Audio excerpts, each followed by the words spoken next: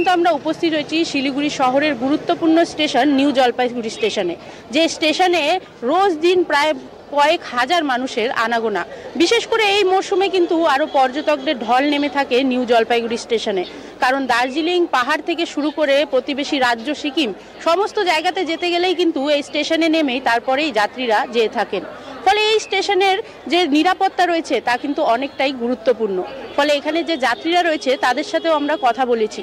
যাত্রীরা জানিয়েছেন যে বর্ধমান স্টেশনের যে ঘটনা, সেই ঘটনা থেকে কিন্তু সমস্ত স্টেশনকেই কিছুটা শিক্ষা নেওয়া দরকার, কারণ অনেক স্টেশন ক্ষেত্রেই কিন্তু দেখা যায় যে বহুদিনের পুরনো যে বিল্ডিংগুলো রয়েছে বা যে জলের ট্যাঙ্কগুলো রয়েছে সেগুলো কিন্তু সুরক্ষার অভাবেই বা সেগুলোকে প্রতিনিয়ত সেগুলোর ওপর নজরদারি না চালানোর ফলেই কিন্তু এ ধরনের ঘটনার সাক্ষী আমরা থাকছি। 2 বছর আগে ওখানে বর্ধমান প্ল্যাটফর্মের সামনের অংশটা যেভাবে ভেঙে পড়েছিল, সেবার হয়তো কোনো যাত্রী মারা যায়নি বা আহত হয়নি, কিন্তু এবারের যে ঘটনা এটা আমাদের সবাইকে নাড়িয়ে দিয়েছে। রেল কর্তৃপক্ষ যেরকম যাত্রীর সুযোগ সুবিধার যে ব্যবস্থা করে থাকেন রেলের, তার সঙ্গে সঙ্গে প্রত্যেকটি প্ল্যাটফর্মের এবং স্টেশনের যাতে সমস্ত রকম যে কনস্ট্রাকশন নির্মাণ কাজগুলো আছে এবং পুরনো কনস্ট্রাকশনগুলোকে সেগুলোকে সঠিকভাবে রক্ষণাবেক্ষণের ব্যবস্থা করেন।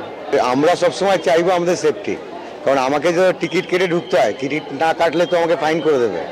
তো এখানে সমস্ত কিছু যখন আমরা করছি, নিয়ম শৃঙ্খলা আমরা মানছি, তখন রেল কর্তৃপক্ষ মানা উচিত। এখানে তো দেখে মনে হয় 100% ঠিক আছে, এখানে সব কিছু ঠিকঠাক আছে, কিন্তু আবার অঘটন ঘটতে তো বলা যায় না এখন। এবং এর কি সেফটি আছে, কি জোর আছে, পিলারে কি আছে, সেটা তো আমরা বলতে পারবো না। এটা কর্তৃপক্ষের দায়িত্ব এগুলি দেখা, সব স্টেশনে এমনই সুরক্ষার ব্যবস্থা হওয়া উচিত। আমার শহর শিলিগুড়ি থেকে রিনা কুমার, কলকাতা টিভি।